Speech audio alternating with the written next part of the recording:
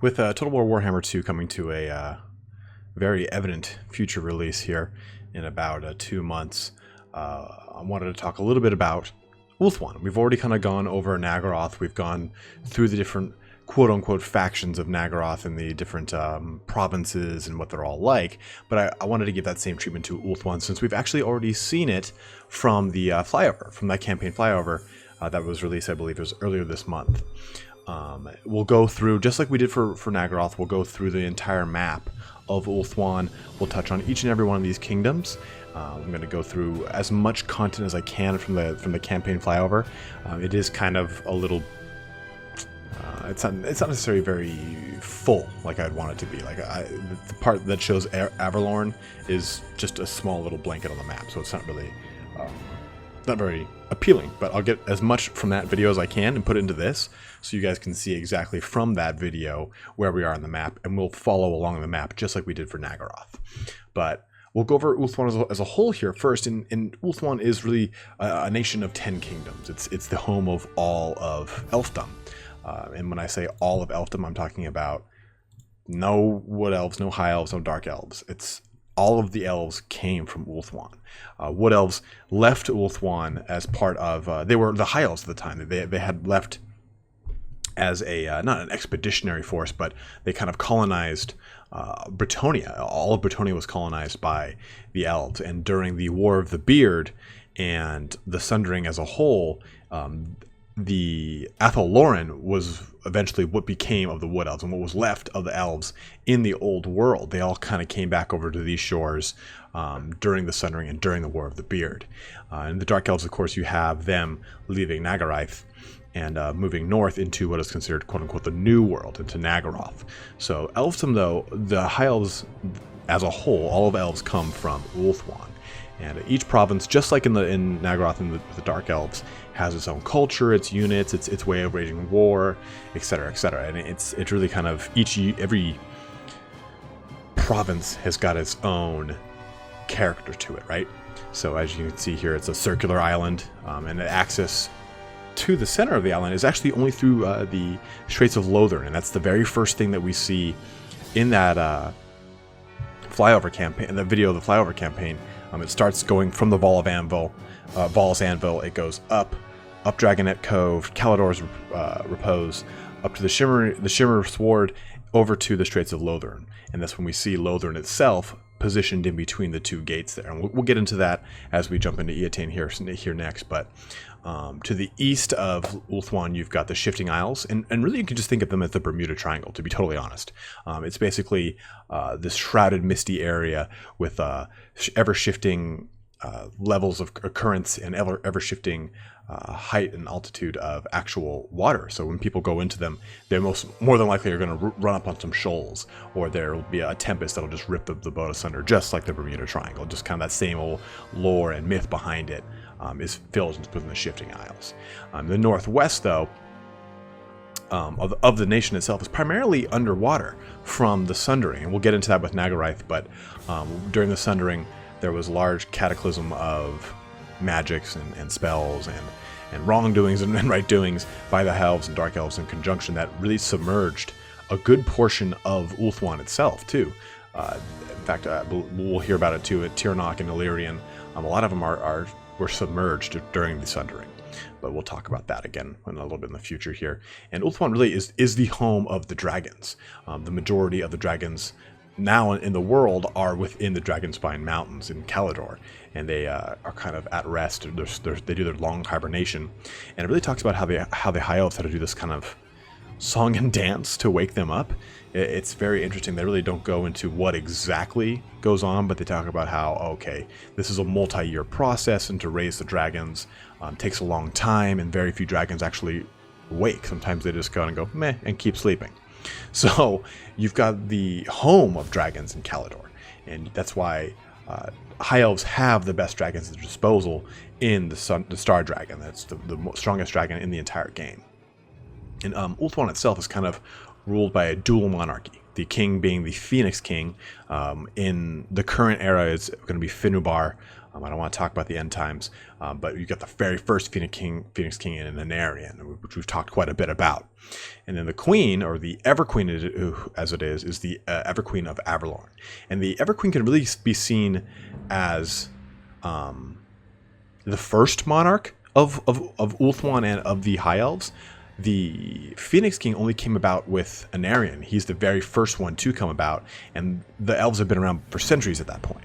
And the only reason it kind of came about was as a result of all of these demon wars and the Great Cataclysm, I believe it is, kind of puts him into that position.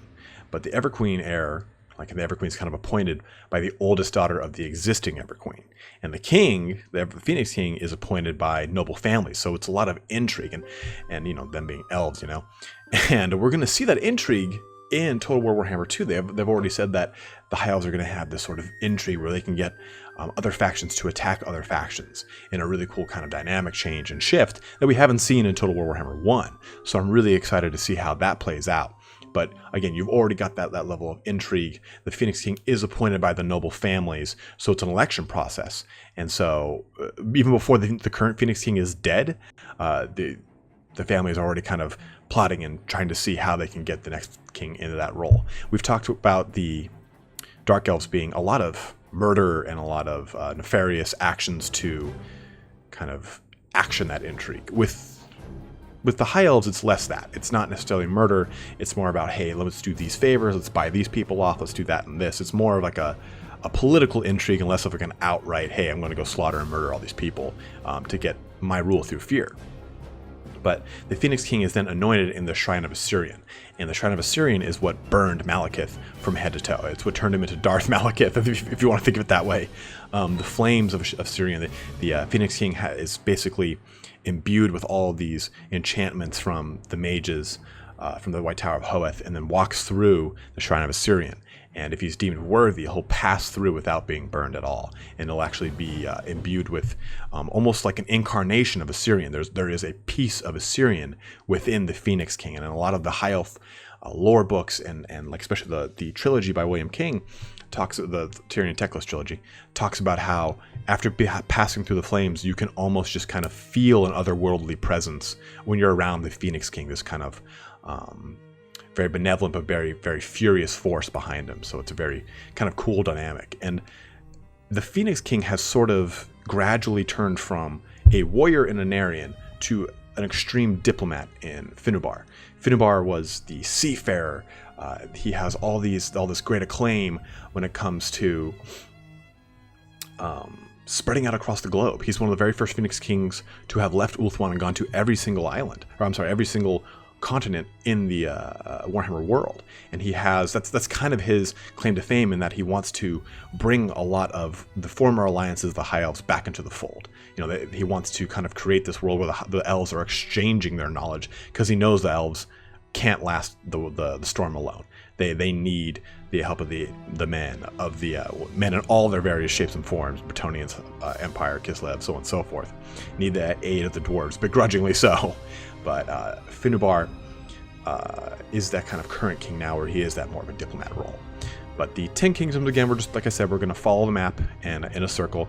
I'm going to go over what is an inner kingdom, what is an outer kingdom. The inner kingdoms, obviously, are the kingdoms that are closest to the inner sea. The outer kingdoms are the ones that are closest to, you know, like the Drake Isles, all the ocean around Ulthuan. But I'll mention them as I go along. We'll explain, hey, this is an inner kingdom, this is an outer, so on and so forth. But we'll start off with Eataine, which is the actual part of the capital of Ulthuan. And it's the region that Lothern itself is within. It's considered, you know, the hinterland.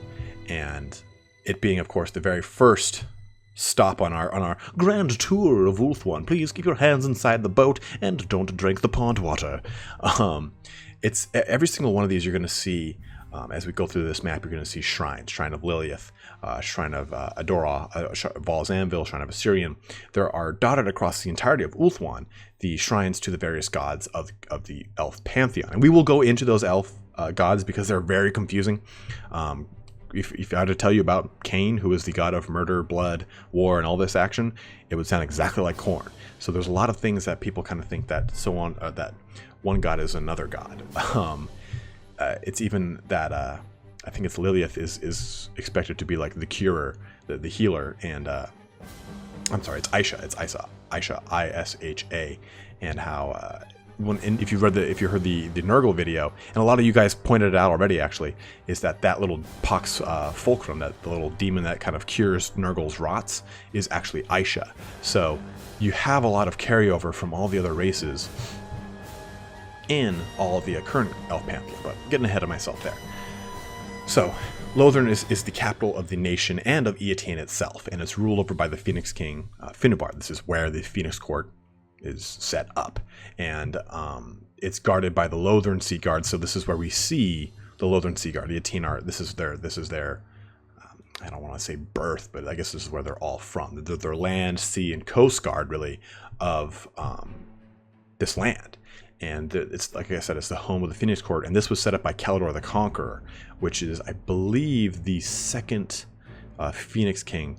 In the actual High Elf book, it goes you through chronologically every single Phoenix King, and it's really, really cool. But he set it up here in Eataine, and it's sort of just been there ever since. There's no rule that it has to be in Eataine and in Lothern, but it's just kind of been there ever since. And this is, of course, also the home of the Phoenix Guard at the Temple of the Phoenix Kings, which is in the Isle of Flame here, just slightly to the north. And of course, we've talked about the Phoenix King and how they're all very silent because they already know their own death. They've taken a vow of silence, but they're not the direct bodyguard of the Phoenix King himself, which is interesting. Those are the White Lions, but the Phoenix Guard are no less important. They're extremely they're not popular. You know, they go around with Letterman jackets going, "Hey, McAllister." No, they're extremely important and relevant to not only the Phoenix Court, but they're also extremely important and they're symbolic to the High Elves as a whole. But the home of the Phoenix Guard has, of course, the largest library in Eataine as well, so a large repository of knowledge. A lot of mages would go here to learn and study and grow their already vast knowledge from the Tower of Hoeth.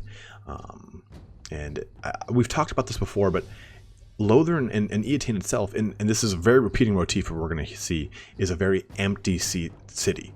A lot of the great wars have drained the High Elves of their populace, and on top of it, they have a lot of reproductive issues. And I'm not saying that they have like erectile dysfunction. I'm just saying for some reason, elves don't populate at the rate that, say, humans do, or dwarves do, or fucking heaven forbid, Skaven. I mean, what the hell's a Skaven? But still, elves don't populate that quickly. They live very long, but they may have one offspring, maybe two. It's in fact a rarity that Tiranoc and Teclis, which are twins, were born together. Like that's just not very common in the elf world. But the inhabitants of Eataine are actually looked down by the rest of the elf families and of the various other factions. They really kind of look at as money grubbing merchants. You know, they're not really looked at as very good mages or very good warriors. You know, whereas where if you're from Saphery, oh, you're expected to be a great mage, or if you're from Caledor, or if you're from not Cothique, but if you're from Chrace, you're just considered maybe a great warrior. So Eataine doesn't have a very good claim to fame martially, but aside from, of course, the Phoenix Guard. So a lot of the other elf kingdoms kind of look down at those inhabitants. And a lot of that is because of the fact that Lothern itself is got a foreign quarter, and that foreign quarter is filled with humans, with dwarves, with everyone. And so a lot of elves are very, you know, xenophobic, so they look down on that. And if you're a noble of Eataine, they're like, oh, okay, well, you hang out with the common folk. We're over here in Caledor sipping our wine from, like, gold dragon skulls. So they just kind of look down on that general overall behavior.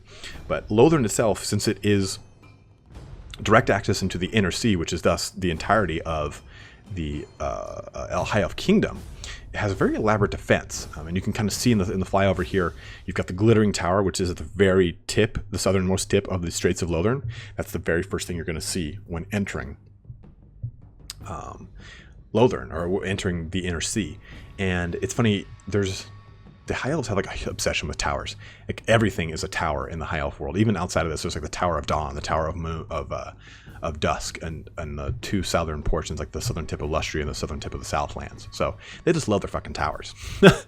But on top of it, though, you've got the Emerald and then the Sapphire Gate, and they lead to the interior of Ulthuan. So you've seen here that Lothern is kind of positioned between those two gates. The first one being Emerald, the last one being Sapphire. Each one adorned with its its namesake's emeralds, I'm sorry, its namesake's gems all over it. That's what it's kind of described as, like these larger than life sapphires that kind of deck the walls of the elaborate gates that lead to the interior of Ulthuan. So that's Eataine, which is your first inner kingdom here. We're going to jump over to another inner kingdom in Saphery, which is, as everyone really kind of knows, everyone that's cool knows, is really the land of mages. And it's filled with all these eccentric mage nobles with crazy castles and mansions. Like one of them's filled with a bunch of exotic plants. Another is maybe just a flying mansion. It really kind of depends. Whereas things are a little bit more normal in the lands outside of Saphery, definitely the mage nobles that rule over this.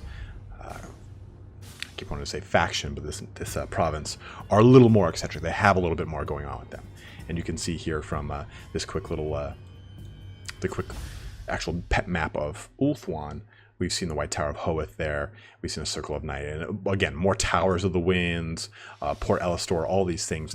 And in the Eataine description, I forgot to kind of mention that as you go into the inner sea, it's not just, oh, here's this peaceful inner sea. No, there's all of the elf fleet is there, trading ships, sloops of war, all of these things that are kind of intimidating. But in Saphery, of course, you've got the heart of Saphery, which we've just talked about, the White Tower of Hoeth. And these little symbols that kind of look like torches that we've seen on the map, those little gold symbols, they represent the shrines to certain gods. Well, the Tower of Hoeth is not just simply a repository for knowledge and everything. It's also a shrine to the god of wisdom, who is Hoeth. And it is considered, again, the greatest repository of magical knowledge in the entire world. So it's run by the lore masters, and which is what we've really talked about, are the centuries-old mages that know all of the lores of magic. They know high magic. They know the lore of fire, the lore of death, lore of shadows.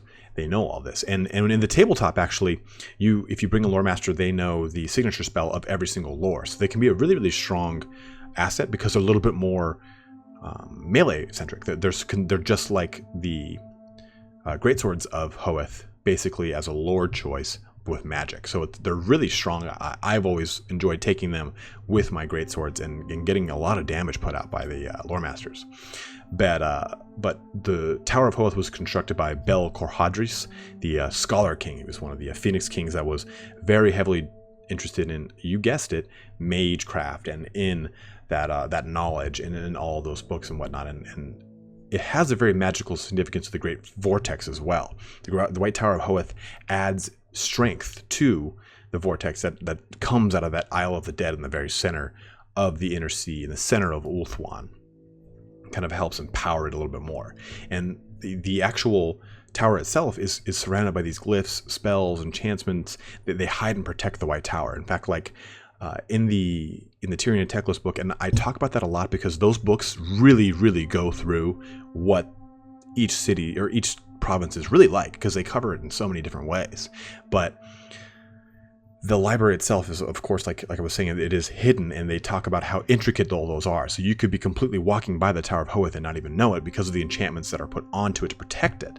And it even talks about how the library within the tower is constantly shifting and moving and presents itself to the mage that really seeks what they're looking for. So it talks about how Teclis is kind of going through the tower, and he eventually finds himself in this inner sanctum that is like very rare or very hard to find, and he ends up kind of communing with Caledor, who is within the Great Vortex at the time. So the library almost has this kind of Harry Potter mechanic to it, with like the moving stairs and everything like that, and only certain things reveal themselves to mages. So it's not necessarily you go in one direction, you're always going to get to where you need to get. It's kind of, it does what it wants with you. But Teclis, of course, he takes up a lot of station in the Tower of Hoeth, and we learn about that a lot in those books. But that kind of squares off the Saphery here, and we'll get to the very first outer kingdom in Yvresse. And I mean, it's got its own little title here, Isle of Mists, and it's the one that's closest to the Shifting Isles, which we've already kind of talked about, is like the Bermuda Triangle right off to the east from it. And we've already talked again how Ulthuan itself is protected by illusions and enchantments, and this prevents people coming from the old world to actually see Ulthuan. They can't see it if they're just kind of shipping across the land. It's not something you just stumble upon. You have to kind of be invited in, and that's how you find yourself in Lothern, in the Foreign Quarter, and you're allowed to stay within Ulthuan, but you can't just go ahead and go, hey, we're going to go on a raiding party to Ulthuan from the east. It's not like that. It's not that easy. Of course, in the north, it's a little bit more turbulent. The Dark Elves have kind of broken through and reduced those wards and those illusions, those enchantments, so they do get invasions from the north from the Dark Elves, from Norscan tribes, all manners of beasties and such from the north. But Yvresse itself has got one real big kind of power city. Its largest and biggest city is called Tor Yvresse, and it's really the only city in the province, to be totally honest. But it's still, I mean, very large and in charge as far as cities go, and like more or less kind of like the capital of the province. But it is still, again, relatively abandoned, just like Lothern, and it's considered a really bleak and foreboding land. A lot of the people from Yvresse are very morose, very dark, almost kind of like the same people you would see from the Greyjoys in Game of Thrones, where, you know, you pay the iron price, and they're all very grim, very dark. Kind of the same thing from Yvresse, because they're kind of always on that forefront. They have some of the best sailors, because they're always being put out into the ocean, because they're right fucking there. But again, that repeating motif of abandoned cities. So that was our first Outer Kingdom with Yvresse. We'll get to another Outer Kingdom here with Cothique. Cothique is kind of similar to Yvresse as well, in that it's another cold coastal region of Ulthuan, but it's got even hardier sea folk. I mean, sailors, mariners, travelers, some of the best all come from Cothique itself. It's got very dangerous shores. You know, there's krakens, there's megalodons, there's behemoths and black leviathans right off the coast there, and so they're always kind of exposed to that very turbulent lifestyle of the open seas. In fact, like the black leviathan almost kind of looks like a lanternfish, this giant big ass lanternfish that basically sits underneath boats with its mouth open, and then as soon as boats kind of come over it, it just goes up, swallows it, and goes right back down. So essentially, Cothique has the finest sailors in the world. Now, every single faction boasts some sort of finest of something, so maybe this means that they're the finest sailors by navigatory means or something like that. You know, you could argue that Tilia has got some of the best sailors in the world because they can navigate from Tilia to the New World and are like kind of pirate and swashbuckling. So it really is kind of, take that sentence with a grain of salt, but you know, these are elves, and elves kind of hone their craft over centuries and centuries and centuries. So it wouldn't be very hard to believe that truly some of the finest sailors would come from Cothique. And this is where you get all your sky ships, your catamarans, your giant flying fish, all sorts of means of transportation kind of fill the airs and seas of Cothique. And the citizens themselves are pretty well traveled. You know, they see the world as a whole rather than just Ulthuan, the bigger picture, and that they're very treasured for that perspective. They're some of the very few elves in Ulthuan that can really kind of separate themselves from the kind of arrogant, selfish image that most high elves have. They kind of have that ability to say, hey, you know, here's what's happening in the grander picture, which is very important, especially for the Phoenix King to have on his court. But no other mariner in the high elf world, at least, has as much sea experience as someone from Cothique.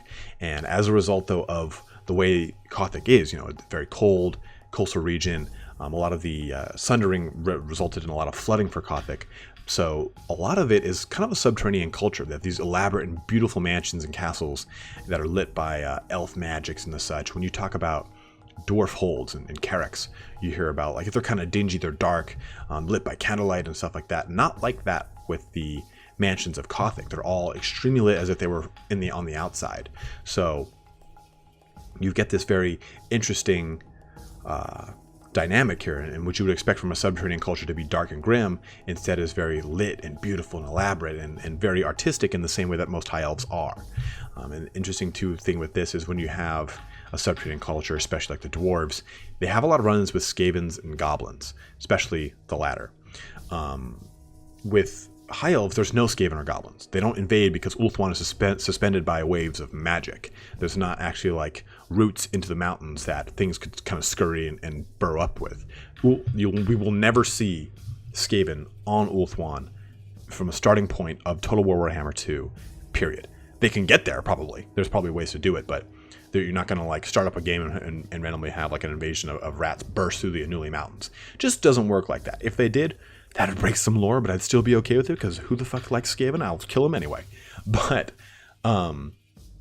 they talk about how those mansions, though, are kind of like, some are very beautiful, some are very elaborate, but some are very haunted and scary and terrifying, and no one goes to them because the Sundering flooded the Eastern Ocean into Cothique, and it flooded some of these mansions all the way through, so people don't traverse them because they're haunted with the spirits of these bloated corpses and waterlogged elves that are dead from the Sundering. So they just completely abandon those mansions, which I found was a really kind of, just like everything in the High Elf world, there's always some sort of haunting like gotcha about it. Like, yes, this land is beautiful and vast and large, but everyone dies. Like, holy shit. And that's very true, I guess, here with Cothique. But that kind of, let's bring it back more towards the inner here, get out of the outer realms, and come back to another inner realm with Avelorn.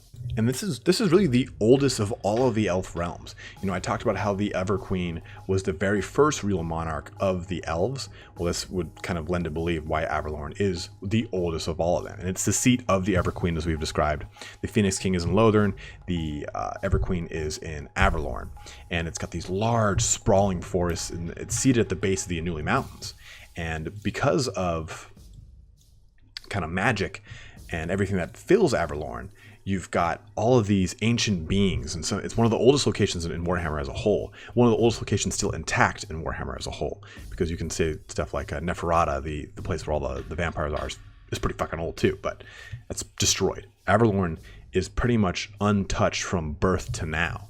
It has had incursions here and there, but for the most part, you've got ancient parts of Avelorn, just like in Athlorn, that are still inhabited with beings of chaos, because you can't necessarily chart all of this enchanted woods, because things shift and change, and there's all sorts of kind of maniacal spirits and mischievous spirits that kind of deck the halls of Avelorn, just like in Athlorn. And Avelorn and Athlorn are very parallel. The Everqueen and Orion and basically the female basically the Everqueen of the Wood Elves, I can't think of her name right now. They all share a very similar heritage and a very similar origin, in that what kind of unites the High Elves and the Wood Elves together, even despite their very vast differences currently. They still have this unifying force in the Everqueen, in Orion, in it starts with an A and it's just escaping me right now, but they get this unification between this, and it's Avelorn itself is this very idyllic paradise, right?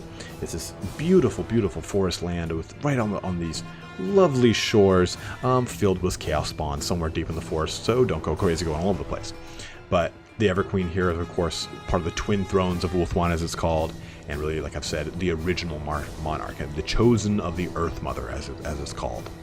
And the court of Avelorn is what's basically like an Ulthuan carnival. It goes from province to province with the Everqueen and her personal guard, as well as this repertoire of like revel makers and all sorts of crazy things, putting on these shows and doing all sorts of festivals and everything. And that travels the entirety of the province every couple of years here. And that really kind of hones in Avelorn. We hear a lot about Avelorn, especially in the Tyrion Teclis novels, because Tyrion really falls in love with the Everqueen when he goes to Avelorn. He sees her for the first time, and it's very typical for the Everqueen and the Phoenix King to have a symbolic marriage, but they also fuck outside of it. They have this adulterous, like, oh, the Everqueen has multiple suitors, so it's not completely unheard of. So it's not completely taboo that Tyrion is just like jonesing, just thirsting all hard on that Everqueen.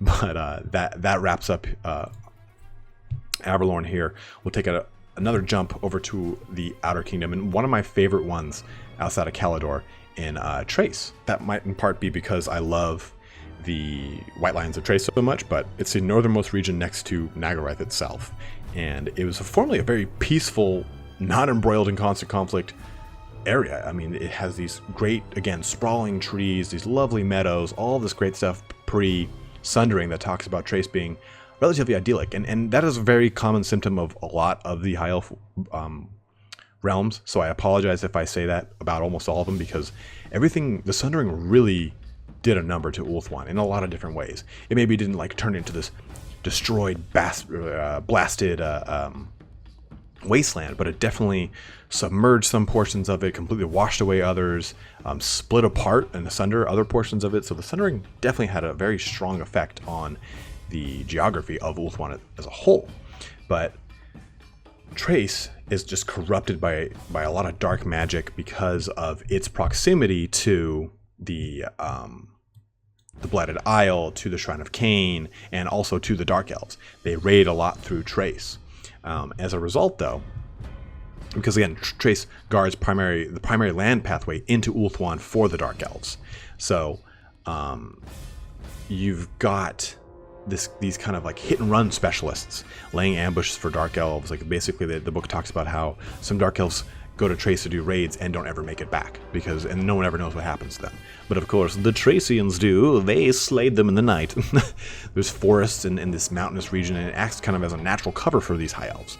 But the Thracian warriors themselves are told to, at a certain point, a certain level, they kind of say, hey, you have to kill or train a white lion, and then an actual beast white lion, and that allows you to earn your status as a white lion. And the White Lions are who become eventually the bodyguard of the Phoenix King when the Phoenix King is ambushed in Chrace. The White Lions kind of come to his aid long ago, and this kind of cements the relationship between the White Lion and the Phoenix King as that bodyguard relationship. But we've already seen these in the Total War Warhammer 2 trailers a little bit. They're going to be your great axe infantry with AP. They're going to have their cloak, which is going to infer some bonuses. Some defense against archery and some fire resistance as well. So I'm really stoked to play with the White Lions. They're some of my favorite units in the High Elf army because they're just so fucking cool and ornamental. And the fact that like, oh yeah, I have to kill or train a lion so I can be a badass. Can do. If you got a chance to play the Warhammer Online MMO, then you know that playing as a White Lion allowed you to actually have a White Lion of Chrace as a pet, which was so awesome because as you reach certain tiers, the White Lion got more ornate looking, and it was more adorned with this armor and this really cool like braids in its mane and everything. It just was so fucking cool. The White Lion of Chrace was one of my favorite classes in that game. But we'll jump, since we've already kind of mentioned it, we'll jump over to another Outer Kingdom, kind of making like a straight line across. We've kind of gone up across, and we're going to go down again. But right now we're at Nagarythe here. And that's really the other northern region, the Shadowlands. And we've talked a lot about Nagarythe as far as it being kind of the ancestral home of the Dark Elves. And this is where it's the home of Anarion. This is where the very first Phoenix Court was in Nagarythe. And many of the battles against demons kind of corrupted the land, and it's dark and it's very desolate. Very similar to Chrace, but that's more corrupted by dark magic and less of kind of the fallout of multiple wars with demons that Nagarythe was.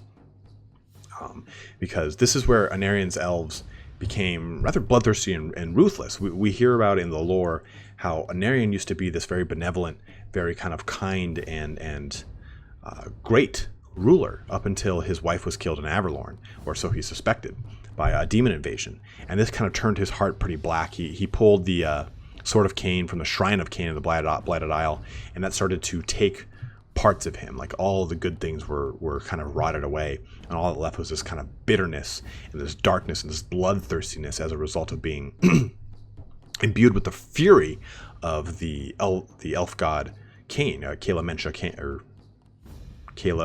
Cain, there we go, who I've talked about is like the god of blood, the god of murder, the god of war, of fighting, everything, combat.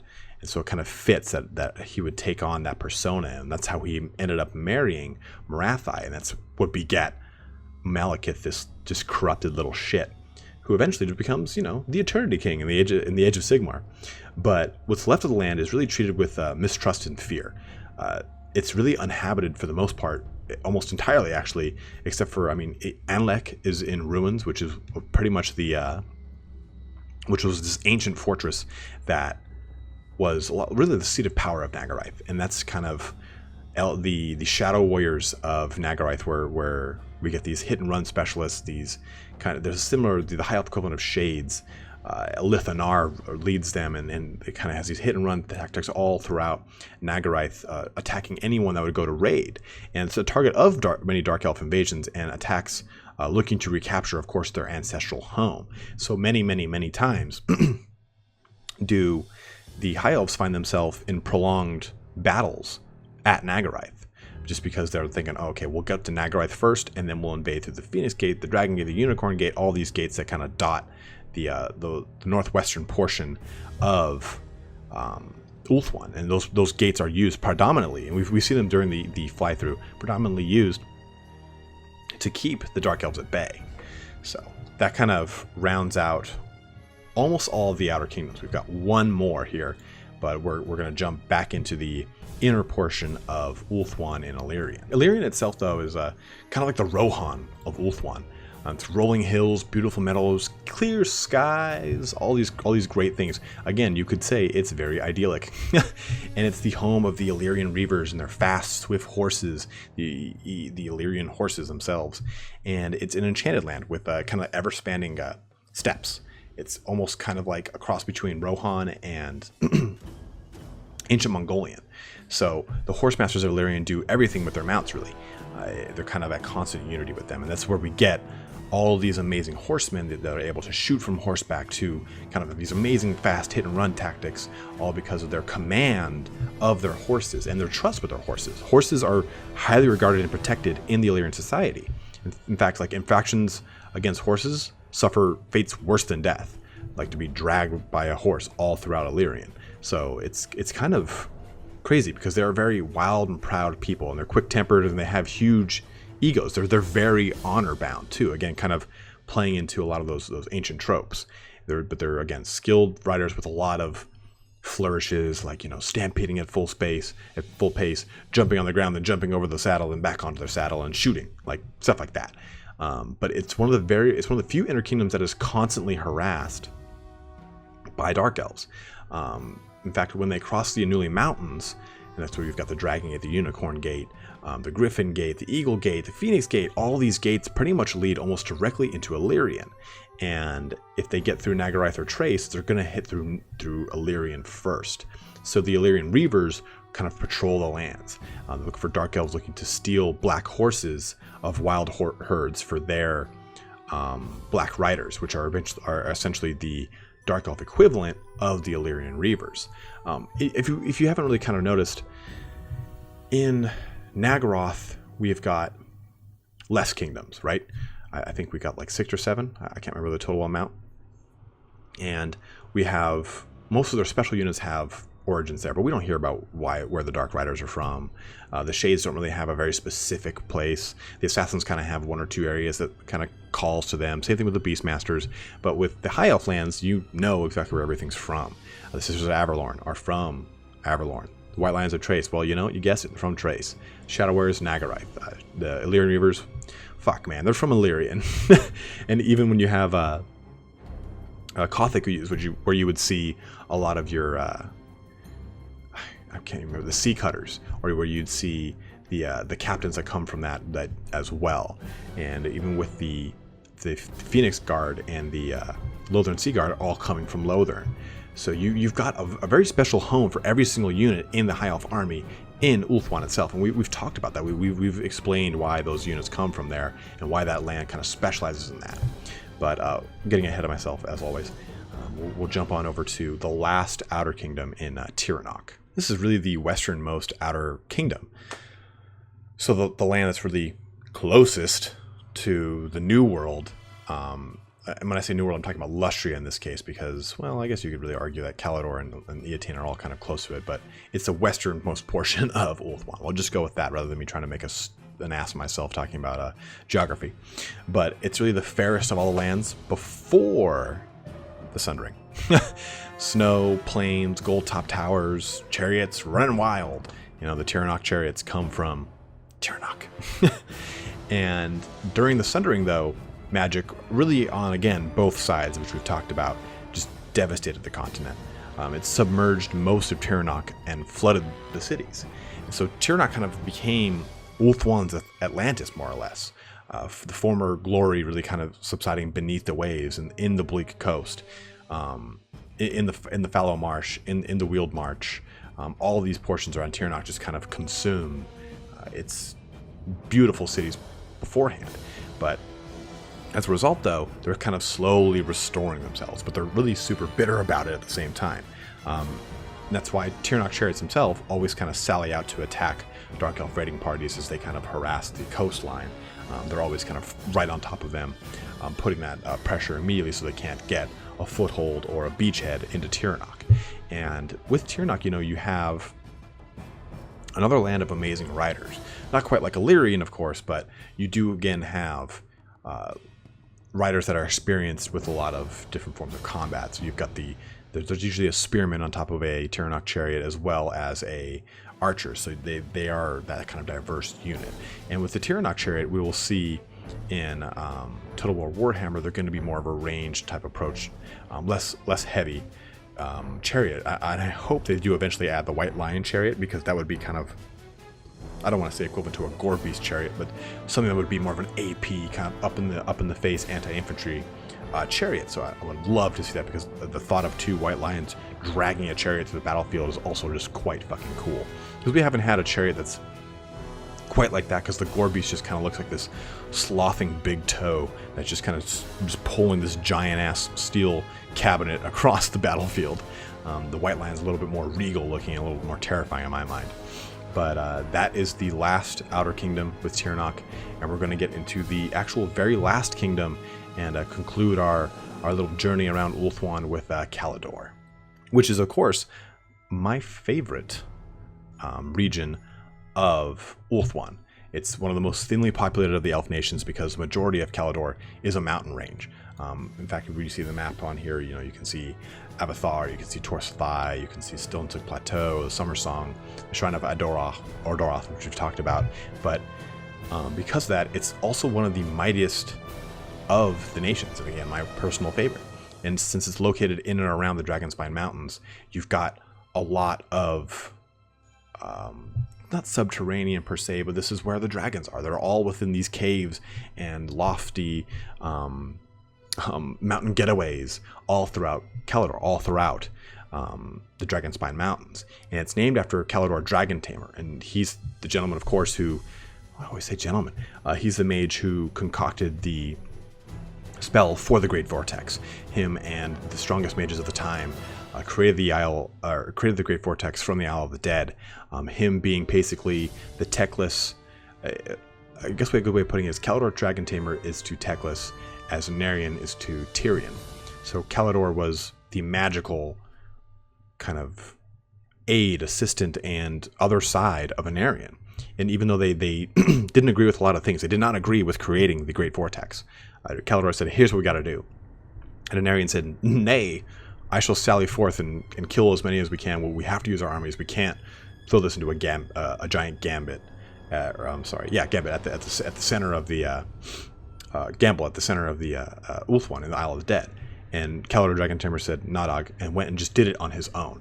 And it forced Anarion's hand. He had to come to the aid of Caledor Dragon Tamer, because Caledor Dragon Tamer had committed already all the dragons and all of the mages he could to this endeavor. So it forced Anarion to kind of come to his aid, and allowed Anarion to slay 4 greater demons of the various gods. One being, of course, Enkari, who vows to hunt and eat and kill and devour the souls of all of Anarion's ancestors. And we see actually in the Tyrion Teclis books how Enkari actually breaks free from the Great Vortex on his own through sheer force of will, and kind of regathers his strength to run amok through Ulthuan, killing off Anarion's ancestors and trying to hunt down Tyrion and Teclis. And there's actually this really cool last stand of the Shrine of Ellyrion where Tyrion is fighting Enkari and uses the Shrine of Ellyrion to kind of imbue himself with power. And it talks about how he felt like he was in this deep ocean, and there was a large presence about him, and the slightest touch overwhelmed him with power and vision and everything. So it's really kind of cool the way they talk about how Ellyrion is this overbearing presence to the elves, but also this kind of enigmatic but yet maybe benevolent force for them. So I kind of got a bit of a a tirade there, but it's important to know how important Caledor Dragon Tamer is to the entirety of the High Elf timeline. But of course, he tamed dragons using these enchanted harnesses from Val's anvil, and which is Val's anvil being the fiercest volcano of Ulthuan. So, the tail of the mountains themselves, which we see in the flyover, the Shrine of Val, and that's what we see in that cinematic. It's got a narrow drawbridge of true steel that kind of goes across this liquid hot magma bridge right up to the shrine, and this is what allowed Caledor to give rise to the dragon princes, soaring through the skies with these magical beasts, kind of terrifying. You don't need a lot of those things when you're on dragons, but they're not large in number, but of course large in destructive capabilities. And there's a lot of times where the dragons are kind of used to break the back of an enemy or used to reinforce an enemy. Even during the Battle of Finuval Plains, we hear about his name's not Aislinn, but the Dogs of War, High Elf Noble Lord, how he basically takes his dragons and defies Finubar, goes and attacks a Dark Elf raiding party that would have sacked Caledor, then comes back to the Finuval Plains, and Caledor is all pissed and says, "Nah, I banish ye. Good to be hither." So from Caledor, you've got this very haughty and arrogant people, because they're riding dragons, for fuck's sake. They don't really give much shit about anything because they think they can kill anything. So that's what gives birth to the dragon princes in their actual uniform on these highly adorned Ellyrion, well, just elf steeds with this barding that it looks like dragon mail, makes them look like dragons. They themselves are very arrogant, but they're also very haughty, and they are for the defense and protection of elfdom. Like it talks about in the books, like, yes, they're very haughty and arrogant, but at any time they'll do what they can to protect Ulthuan. So they kind of ride off that former glory that they've kind of manifested as dragon riders. And it's funny because the eventual hibernation of dragons reduces their might, as I kind of talk about. But there's this part where it talks about with Caledor the Conqueror, they're the only nation that doesn't dip their banner to acknowledge the Phoenix King before a fight. All the other nations do this. And it kind of talks about how, like, oh yeah, well, because of Caledor the Conqueror, we didn't have to do it because the great sacrifice that we all made for him, and he said we didn't have to do it. And it's just kind of been this thing that's like, well, no one really said that, but okay, you're gonna have your way, Dragon Princess. But we've talked about the Val's Anvil, and we've talked about the Shrine of Val. And within it is the Order of Val, and these are priests that forge the ancient and powerful weapons of the High Elf Society. And initiation really includes blinding themselves, so they gain, they drop their sight and they gain otherworldly sight. They gain magic sight. They can see the winds of magic kind of coalesce and move throughout Ulthuan, and they use that to create all these powerful weapons and all enchantments that a lot of the nobles and princes use for their armory. But that kind of concludes here Caledor, as well as the entirety of Ulthuan. As we've seen, Ulthuan kind of shares similarities with Nagarythe, special units from each location, just like the Dark Elves.